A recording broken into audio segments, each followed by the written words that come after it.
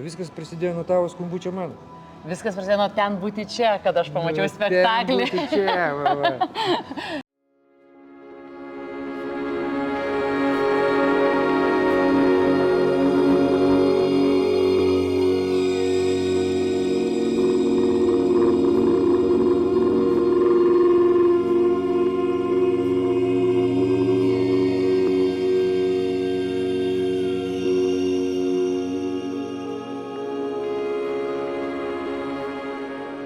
Vilniaus pokeris.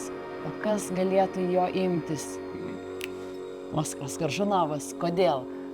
Nes subjektyviai vis tiek visur veikia subjektyvumai. Aš buvau gerbėja ir galvojau, jeigu Tartiufas gali nuskambėti kaip šiandien, jeigu Hamletas gali nuskambėti visai naujai, tai kas dar gali su Gaveliu pasikalbėti šiandien drąsiai iš šito laiko, iš čia ir dabar. Ir atrodė, kad taip, čia vienintelis šūvis.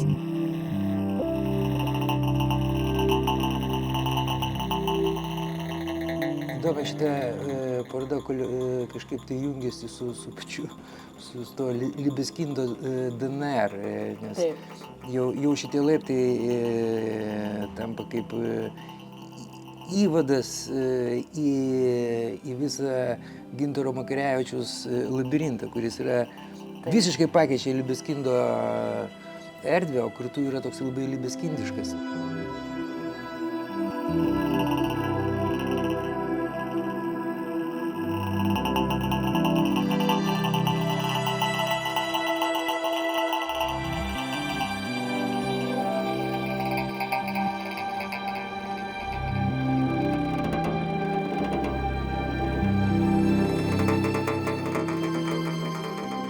Aš girdėjau tokių irgi nuogastavimų, tai viena iš kritikų, kad argi gimtadienį švęs su tokiu niūriu kūriniu, kur vien puvėsiai, bet aš, pavyzdžiui, jo taip nemačiau. Taip, čia labai teisingai. Aš visiškai taip nemačiau. Kai sakau, kad tai yra drąsu, tai vienas iš tų aspektų, kad tai vis dėlto yra labai niūrus romanas ir apie Vilnių kalbantis labai giliai, bet nebūtinai taip gražiai, turistiškai, atverintis visą ir negrožį to Vilniaus, kuris irgi yra ir siaubą jo, tą metafizinį siaubą ir to pačio senamiesčio ir tų naujų rajonų, tą bjaurų tokią unifikaciją, tokios dvi, kaip ir įsirutuliavo tokios dvi temos, tokios esminės, tai ta atmintis, Vilniaus atmintis, ir ta Vilniaus, ta užmarštis. Yra ta atminties upė ir tas negatyvos upės, tas juodas užmaršties koridorius. Ir Vilnius iš tikrųjų, jisai visuomet pulsuoja tą atmintim, bet tai yra tokia pulsuojančios žaizdos, nes yra čia pat jinai atrandama, kuriama iš naujo, čia pat jinai prarandama. Yra visos tautos, kurios neseniai čia gyveno, kurių čia nebėra. Ir mes jas prisimenam tik labai paviršutiniškai, labai fragmentiškai.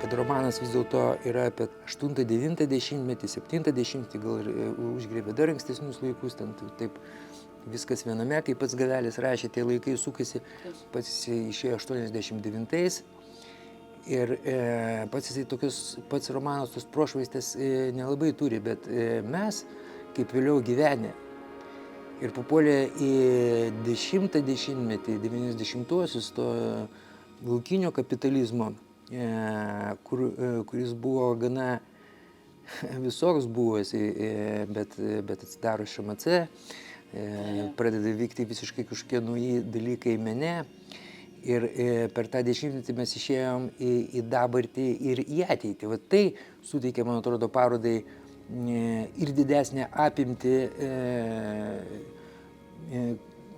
kūrinių, didesnę retrospektyvą ir davė vis dėlto išeiti į tą šviesą, kad su tuo miestu mes vis dėlto praėję tą sunkmetį ir prisikėlėm naujam gyvenimui ir tas toj parodoje kažkaip atsispindi.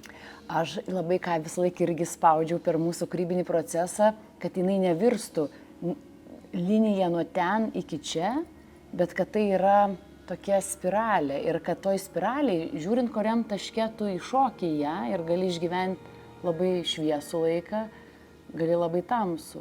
Ir dabar, man kas patiko, kad galima, aišku, ją kaip ir linija nuo sovietmečio iki 90-ųjų ir dabar, bet galima skaityti ir yra tų skyrių, kaip kad daugiabutis, kuriame neaišku, ar prasideda, ar baigėsi, ir kad mes neuždarėm linijoje, bet paliekam spiralę. Spiralė, mes laikomės romano pačio Gavelio užduotų kodų. Taip. Pavyzdžiui, kad atmintis sukuriuoja, kad ne kaip pas Heraklitą, kad į upę 2 kartus neįlipsi, o pas Gavelį įlipsi. Tai tas mums davė būti nenusekliu, nelinijiniu laike. Taip. Ir tas irgi yra didelis atradimas per Gavelį. Ir iš kitos pusės tik taip galima Vilnius suvokti. Jisai niekada nėra tik tai dabarty. Jisai yra visuomet ir praeitį, ir visuomet jauti ateitį. Ir man va šitas romane buvo toks aktualumo pliūpsnis ir tas pajautimas, kad va čia Trakų gatvėj, iš tikrųjų, kaip Veisaitės ir Švedo knygoje, yra tas kraujas, čia vyko sušaudymai, bet tuo pačiu dabar vyksta kitas gyvenimas ir dar po kiek metų vyks dar kitas gyvenimas ir kad tas sukūrys. Ir dabar mes nežinom, kur čia esam, kurioj vietoje iššokę. Sukūry mes esame. Visiškai. Visiškam, ja. Butkų čia yra DNR kodas, bet galim sakyti ir Gavelio kodas kažkoks.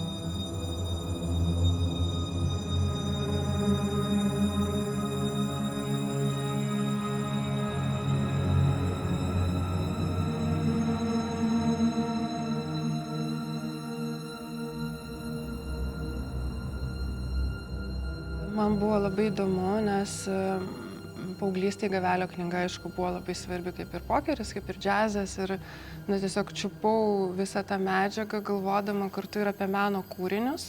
Ir galvodama kartu ne tik apie meno kūrinius, galvojau kartu ir apie savo tą gyvenamą tuo metu laiką.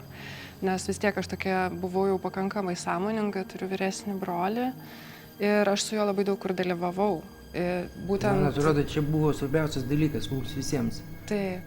Prisiminti ir savo praeitą gyvenimą ir jį kažkaip atgaminti. Taip, vienareikšmiškai. Dėl to tai buvo taip žiauriai įdomu.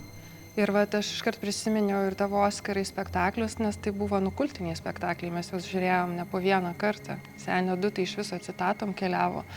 Dabar jau bajeriai vidiniai ėjo per kompanijas. Buvo labai įdomu prisiminti tos pačius menininkus, kurie mano tėvų draugai buvo. Na, tai kažkaip labai sava ta medžiaga buvo. Natūralu, kad aš aišku žiūrėjau ir į mo kolekcijos laiką, ir į romano laiką, ir tokiu būdu irgi kūrinius atrinkinėjau.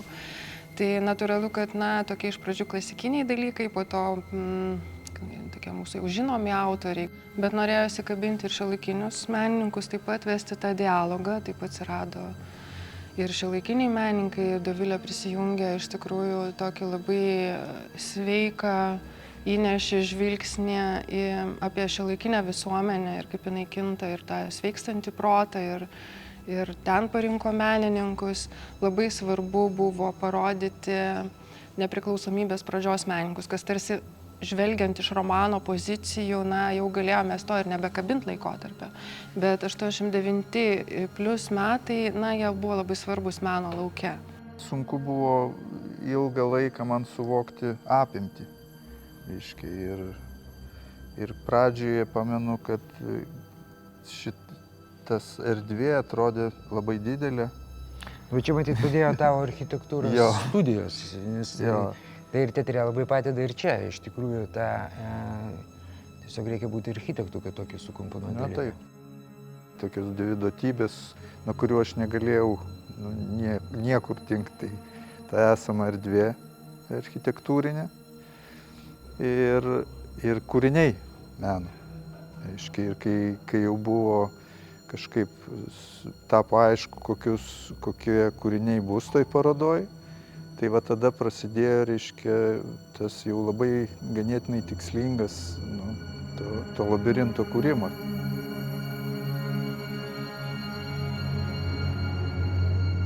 Čia Gintaro architektūra dar tą postumį padarė į upės sureikšminimą, kas labai svarbu vėlgi romane.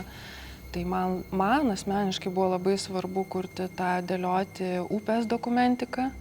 Norėjosi irgi neapsiriboti vien tik tai Vilniaus istorijos dokumentiką. Norėjosi kabinti daug daugiau ir daug plačiau, jau išeinant iš Vilniaus ribų, kabinti ir tam tikrus kultūros žmonės, ir tam tikrus įvykius, ir meno kūrinius, ir netgi meninius filmus, ta prasme, padaryti tokį, kaip čia dabar pasakyti, net gniužulą tokį to laikmečio, kuris labai eklektiškas, bet kartu ir turi savo tokią vidinę logiką. Tai vėlgi, kaip ir parodoj, tam kine nėra to linijinio pasakojimo, jis chaotiškas, kaip ir mūsų atmintis, bet man šitas buvo labai svarbu. Tai dabar galvoju, ko gero 3 dalykai svarbus čia.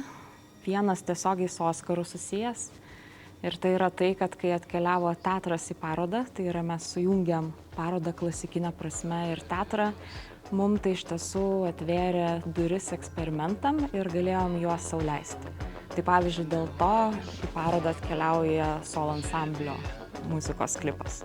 Ir kiti elementai, kuriuos šiaip nebūtų taip drąsu turbūt įtraukti ir atlaikyti visą kritiką, kai galvoja apie parodą kaip dailės iš esmės produktą. Tai buvo labai svarbu ir apie tai gal kartais ir nepamastom, kaip pradedi reflektuoti tą parodą. Tai ačiū už atrištas rankas.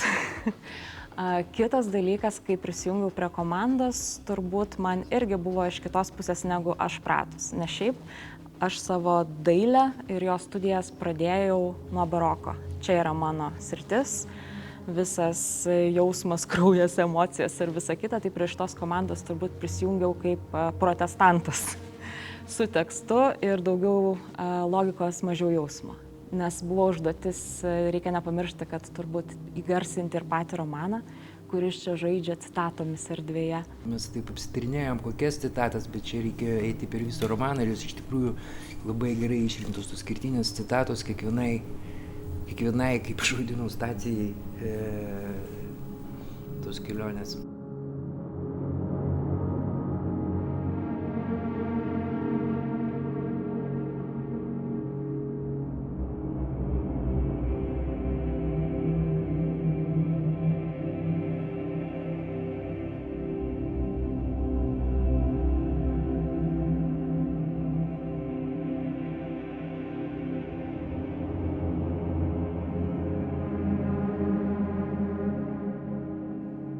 turbūt geras terminas.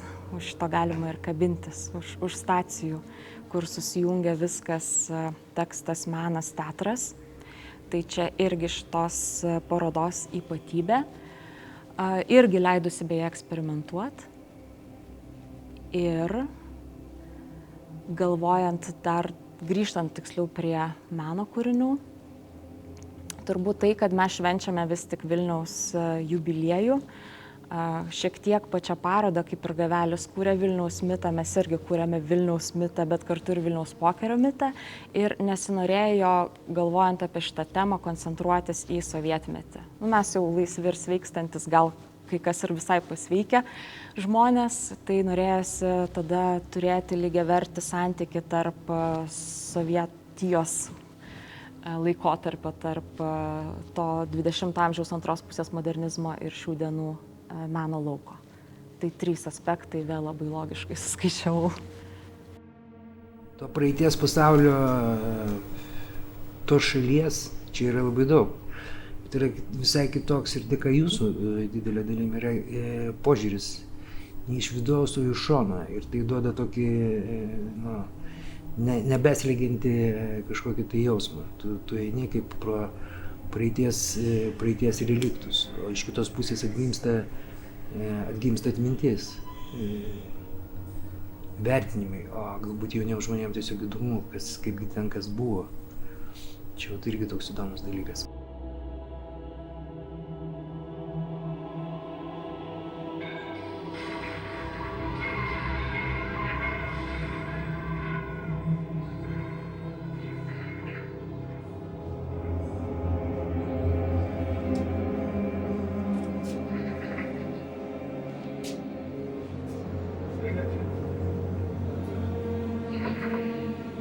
Čia mane parsivežė ką tik gimusi iš Raudono Kryžiaus mokyklos čia. O ir antrą aukštą mes persikraustėm, aš jau atsimenu, bet turėjau daugiau 3.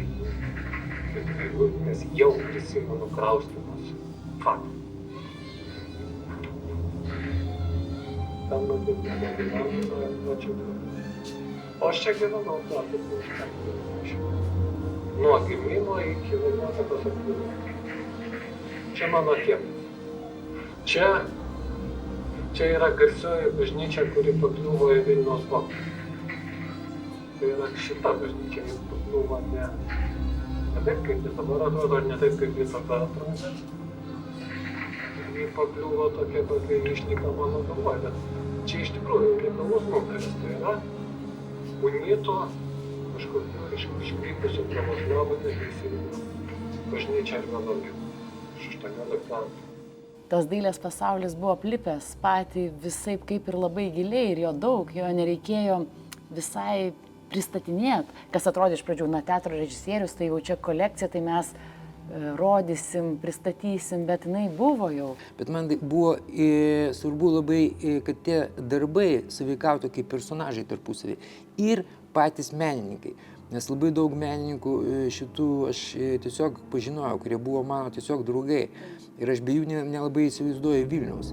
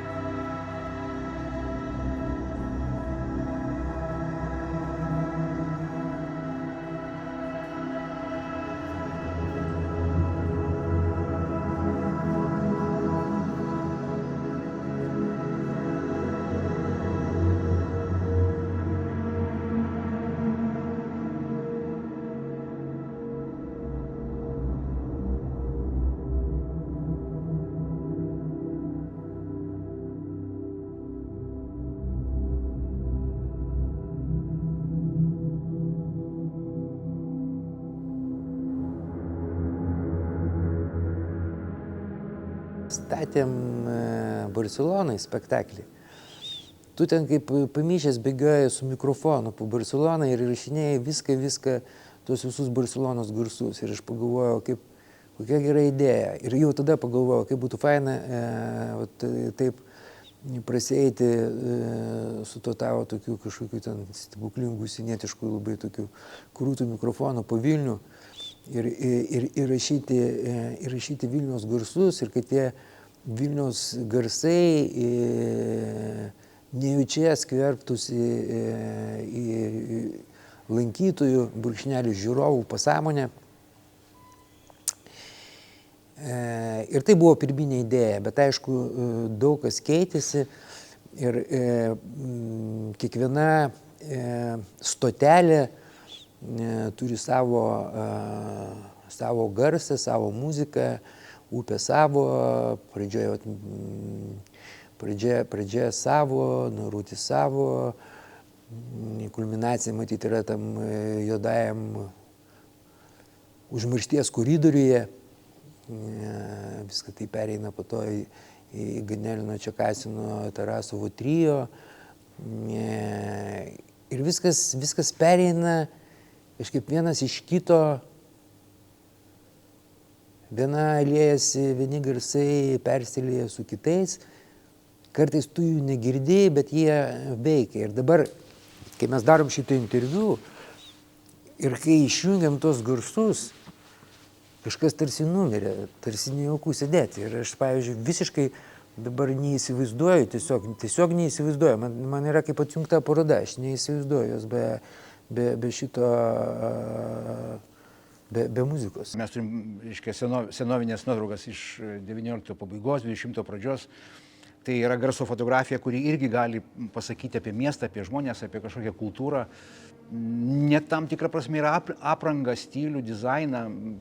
Garsas gali išduoti visus šitos dalykus, bet šitoj parodoje reikėjo vis dėlto ne vien Vilniaus garso, nes labai paprastai rašyti bet kokį Vilniaus kampą, ar restoraną, ar, reiškia, Gedimino prospektą. Tai yra galima, aš tą dariau šiek tiek, bet tai yra pernelyg paprasta. Tai yra tas pats, kas katė perbėgtų per klaviatūrą ir tai negali pavadinti muziką, nors, reiškia, koks nors Štohausenas, reiškia, panašiai, reiškia, turi tas faktūras. Bet reikia dar kažko, to intelekto, to jausmo, to, matyt, to sakralumo, kuris biski pakilėtų į kitą dinamiką. Tu supranti, aš kai buvau vaikas, aš visą laiką galvojau, gyvensiu visada Vilniuje, reiškia, atvažiavęs irgi taip pat matęs tą didmiestį pirmą kartą gyvenime, reiškia. Tai aišku, kad man Vilnius atrodė toks labai jau ir gražus, ir didelis, ir tikrai čia aš norėčiau gyventi. Bet kai aš čia gyvenu, jis yra visoks, jis yra ir triukšmingas, ir jaunas, ir tautybių pilnas, ar ne, reiškia, aš taip kažkada čia kažkur kalbėjau, kad Vilnius tai kaip sutartinė kokia, reiškia, yra lietuvių liaudies sutartinė. Tai yra lietuvių liaudies sutartinė, visi sutarėm, arba visi nesutarėm, arba sutarėm. Bet kažkaip gyvenam, reiškia. Arba sutarsim gal, taip. Ar mes nebijosim ateityje, reiškia, į ateitį, ar mes pateksim į ateitį, reiškia, iš to, ką mes turėjome vakar. Šitą parodą apie tai kalba. Vienas iš tų atsiliepimų, kurie dažniausiai iš komplimentų pusės nuskamba, tai nuskamba Liudui, su labai tokiu lakonišku, bet labai taikliu pasakymu, kad vis dar turim problemų, bet subtiliai pakankamai pasakyta mintim. Tai čia jau nukelčiau kepurį ir prieš Liudą, kuri šiai parodai ir sukūrė savo mūsų Vilnių. Neįsivaizduojama paroda be šitos, kaip čia pavadinti? Fotomontažą. Šito fotomontažo. Bet irgi fotomontažas išplaukė iš to brainstorminimo, iš tų temų, kurias mes pajudinome, kurias pajudino Gavelis visų pirma, kurios yra romane, tai yra upė, atminties ištrynimas, sovietinis tas unifikacija, ta visa ir tos temos sukosi. Tai nėra tikslas papasakoti šitoj parodoj ar garsų, ar vaizdų kažkokia istorija. Tai labai paprasta yra. Bet pasakyti ir užduoti klausimą, vis dėlto tavo paties šitas Hamleto, reiškia, iššūkis, kas aš esu, tai čia, man atrodo, tvyro. Čia tvyro tas šekspyriškas, reiškia, kaip aš save generuoju su tuo, ką aš atsimenu, Ir aš tą gatvę, Žygimanto gatvę puikiausiai atsimenu, reiškia, tą studentą. Čia dar tokia poliklinika su kūdikiu, dar Teklytė buvo mano, dar buvo poliklinika, reiškia. Tai čia tik po visų, reiškia, 89 metų revoliucijų visą kitą. Tai, reiškia, tu matai kalną, kuris dabar nuskustas ir nupjautas, aš atsimenu toks žalias, reiškia, ar ne? Va čia laikas vyksta, čia mes senstam, čia mes keičiamės. Ir tai yra man metafizika. Jie pakelti į kažkokią kitą dinamiką. Pamatyto dailininko akis yra visai kita. Nors tai yra buitis, labai paprasta. Kaip ir verslas, labai gali būti paprastas. Bet pamatyta akis, tas telefoninis pokalbis kažkoks yra nepaprastas. Jis yra. Jis sakralus man yra. Jis iš to laiko tampa man sakralus. Reiškia, su garsu reikia elgtis toj parodoj irgi atitinkamai. O kaip pakilėti, čia yra jau tada mūsų buvo diskusijos klausimas, kaip mes tą galim padaryti, kaip mes galime tą upę padaryti, atminties upę, kuri žmonės, reiškia, paskandytų, nebūtų jokio paveikslo, kad tie matyti paveikslai kitos upės taptų toj upėje, galvoje tie paveikslai. Šitą parodą apskritai toks yra tikras darbas, nežinau, ar taip pačiam jautėsi komandai, kur viena mintis veda kitą, gena kitą ir tu nebežinai, nuo ko kas prasidėjo. Tai grįžtant prie Libeskindo, man atrodė, kad žiauriai yra gera proga pasinaudoti jo konceptualią idėją tuštumos, void, kalbant apie netektis. Ir kaip Gintaras ją transformavo į juodąjį tunelį, į void. Ir tuo pačiu aš atsimenu, kad irgi per kūrybinės dirbtuvės labai norėjosi pramatomumo ir viso to, kad žaidimo mes matom, jie nemato ir tai irgi susijungia į tunelį per tą stiklą ir tada dar gražiai pagavo idėją apie dvasias ir visą tą miesto istoriją, kurios nematom, nežinom, jinai veikia mus, bet yra tokia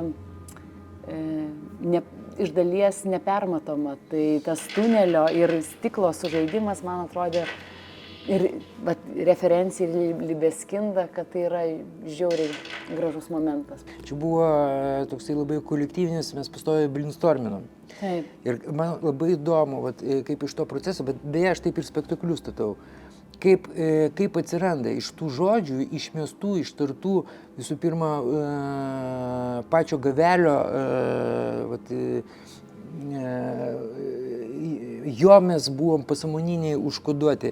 Taip. Ir kaip, reiškia, tokia atsiranda, aš ten išmečiau, kad labirintas, turi būti labirintas, nes pas Gavelį, jisai dažnai sako, kad Vilnius yra labirintas, kuriame tu sukiesi ir sukiesi, žinai. Aš pats jaunystėje į tą labirintą visi eidavau iš Žirmūnų. Ir labirintas. Ir štai Gintaras Makrevičius, tiesiog fantastiškai jį realizuoja. Tiesą pasakius, man tas įdomiausia ir buvo tas situacijų kūrimas, reiškia, kaip,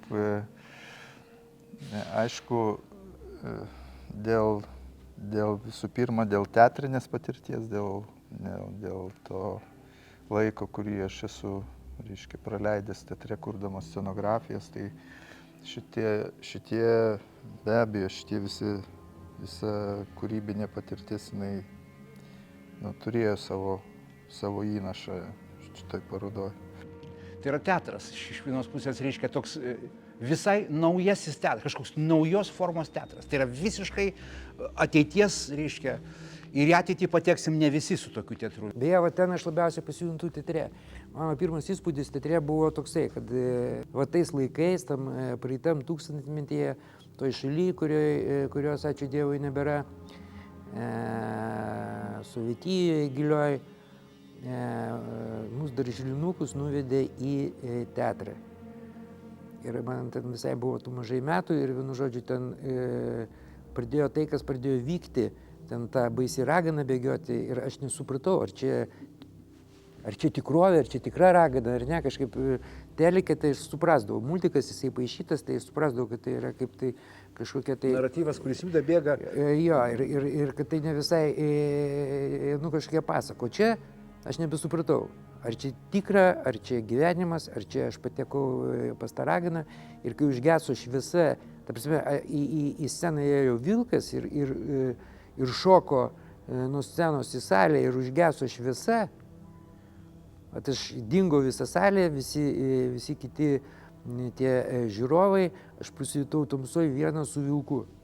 Ir aš išgyvenau kažką tokio, ką matyti išgyvendavo antikinis graikas, kai Edipas įsidurdavo akis ir jisai, tas graikas pasijūsdavo, ten užgesdavo tas Atenų saulė ir jisai pasijūsdavo vienas su žiauriu dievu Akistata su juo. akistatai. Tai man vat kažkas panašaus aš išgyvenu eidamas tuo koridoriu.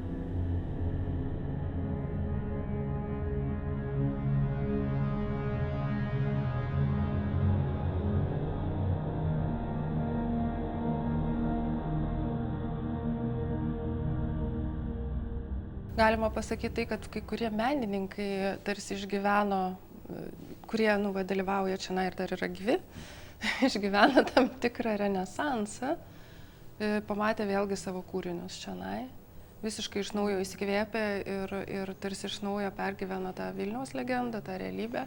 Čia galima kalbėti ir apie Skudutį, kuris, tarsi dabar...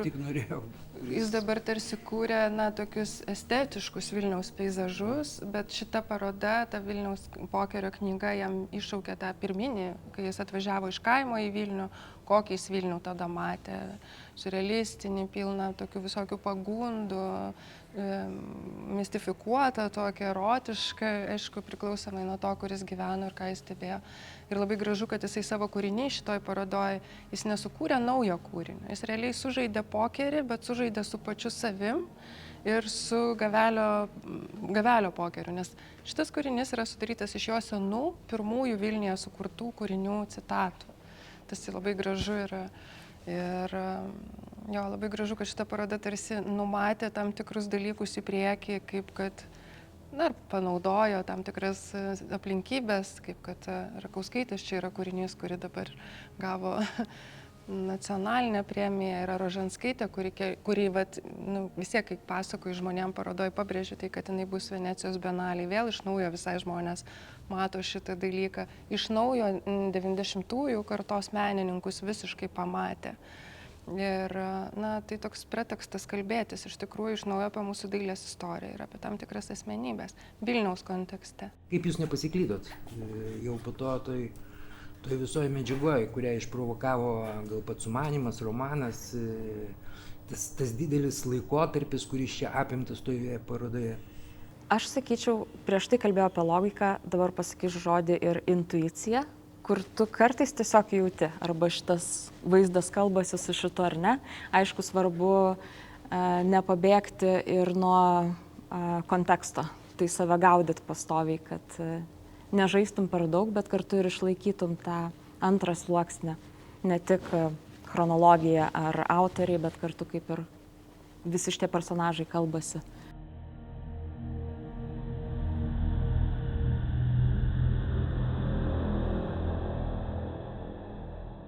Kas padėjo nepasiklysti, iš dalies galbūt tai atrodytų priešingai, bet mes nenorėjomgi tiesiog iliustruoti paties romano. Tai mes labai gražiai apsibrėžėm, ką mes dar norim pasakyti apie Vilnių ir aplamai apie mūsų visuomenę, apie laiką kintantį. Tai šitie dalykai mums padėjo, nes mes neprisirišom prie romano.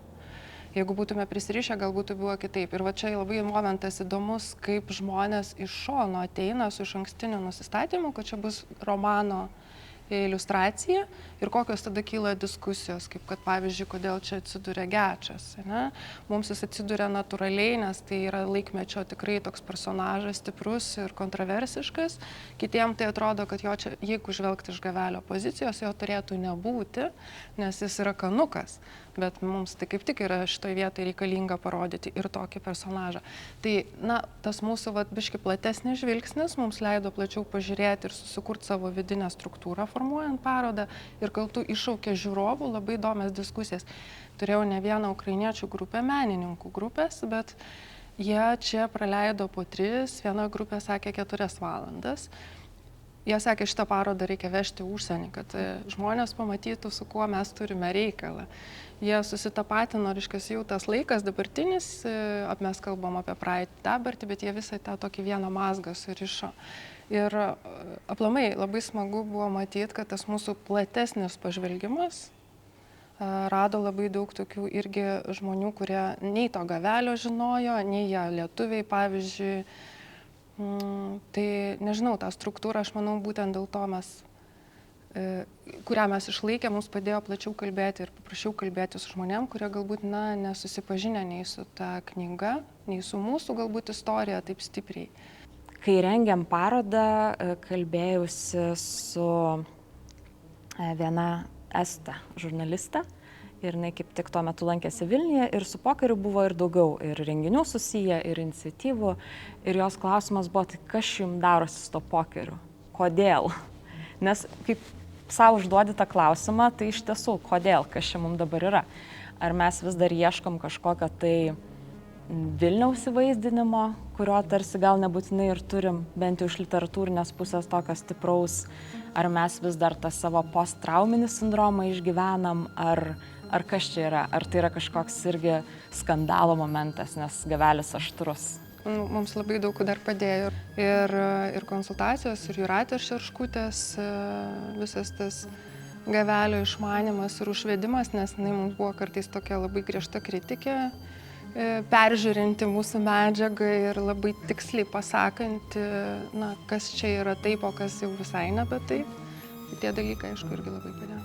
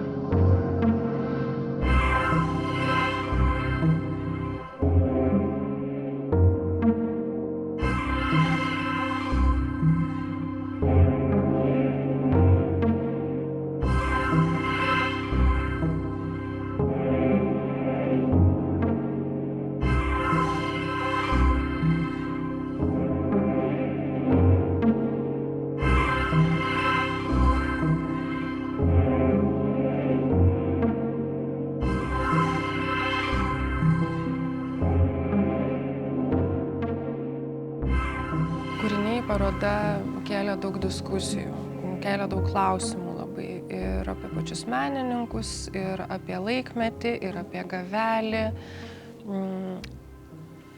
Dar kas įdomu, kad labai daug menininkų, čia nežinau, šiaip iš tikrųjų daug šitokių atsiliepimų buvo pamatyti tarsi naujų kampų. Kažkaip naujam kažkokiam kontekste, tarsi žinomi menininkai, žinomi kūriniai, bet nuskambėjo visai kitaip. Ir dar mumise gyvena tas Baziliskas. O taip. Jisai gyvena Gavelio romane, jisai gyvena Vilniuje. Ir jisai gyvena mumise. Pavyzdžiui, ar galėjo solo ansamblis, ar tikrai skaitė Gavelį? Ar gal ir skaitė, bet tikrai matyt, kai kūrė tą klipą, negalvojo apie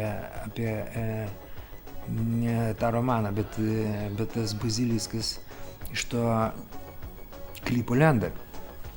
Tai yra ta Vilniaus kažkokia paslaptinga dvasia, kurią užčiapė ir Gavelis, kurią, man atrodo, pasisekė užčiuopti ir šitoje parodoje, kuri lenda iš, tarkim, jau visiškai dabartinės kartos, tarkim, to klipo, tai kažkoks mistinis, anapusinis dalykas, egzistuojantis. Ir čia galima jį pajusti tai parodoje. Religija, minimaliai šampano, infekcija, iliuzija, isterija, minimaliai šampano.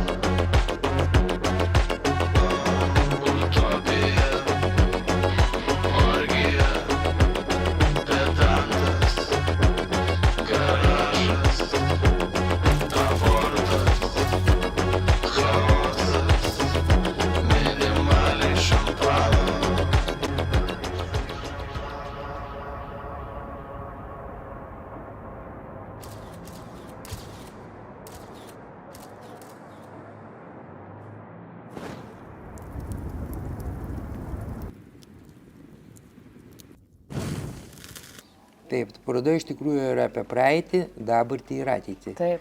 Ir tas galbūt ir tai kartu yra cikliška. Tu išeini iš dabarties, ateini į kažkokią tai ateitį, tą solo ansamblį, kuris tarsi parašytas Gavelio romanui ar pratęsimas Skudučio impresijų iš to romano ir iš tos ateities vėl atsiduri pačioje pradžioje, tam žaliam sovietiniam koridoriui. Ir vėl į upę, ir tu gali, ir daugelis žiūrovų taip ir suka tą ratą po kelis kartus, sėdi ilgai prie upės, kaip ir istorija, kaip ir rašė Gavelis, kad viskas sukasi Neries sūkury. Taip. Gražus taškas. Gražus taškas.